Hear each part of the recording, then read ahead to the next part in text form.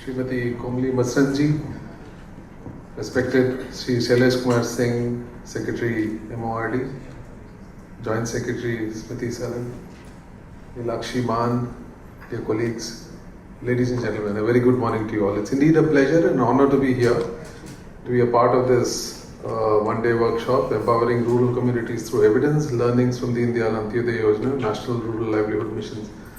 We've already had a couple of discussions internally with NRLM. Dr. Kochar had run us through the report and taken feedback with the states.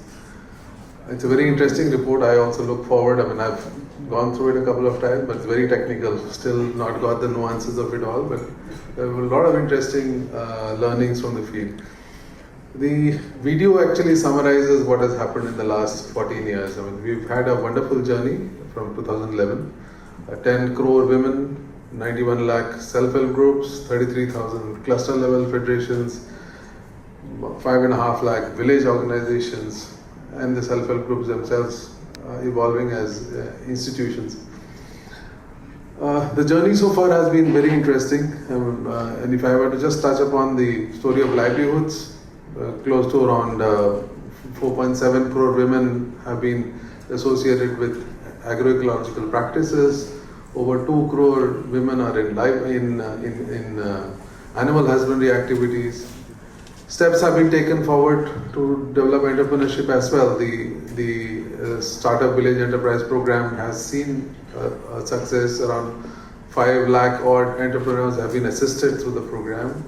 Overall, the NRLM has reached out to close to around 77 lakh people in making enterprises. The journey has been fantastic, but as they all say, the glass is half full. There is still a long way to go.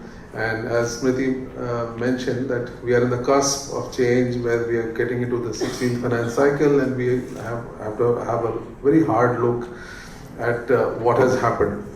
I will be very brief, but just wanted to touch upon every time I go back to the original document of NRLM, and it gives you goosebumps, because the way it's written, the way it tells you that. So I'll just read a line and then I will close. So the core belief of the NRLM is that the poor have a strong desire and innate capabilities to come out of poverty. They're entrepreneurial. The challenge is to unleash their innate capabilities to generate meaningful livelihoods, which enable them to come out of poverty.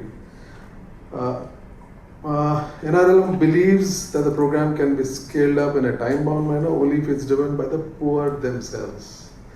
So this, it's a full page. I keep on reading it and absorbing bits of what was written, but it's so fascinating that something that was written probably 14 years ago when nothing was on the plate, but it still resounds today. We have to look at it as institutions created by the poor, for the poor, and we have to work in that direction.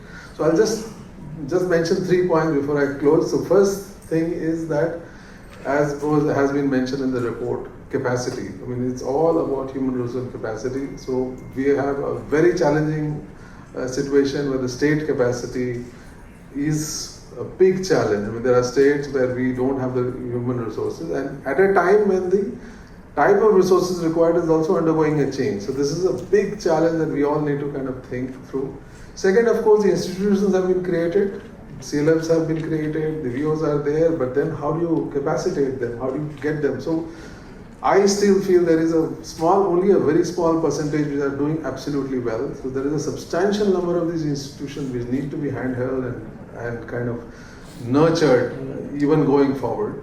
But going forward, we have to ensure that we'll have to set them sail. We have to make them free. We have to detach them from government so that they are on their own. So that's something that we have to keep. And the last point, of course, these kind of changes in such a large volume can only happen if we go digital. Then we have to really think, how can we get digital and try to reach out to all the numbers that we're talking about, 10 crore numbers.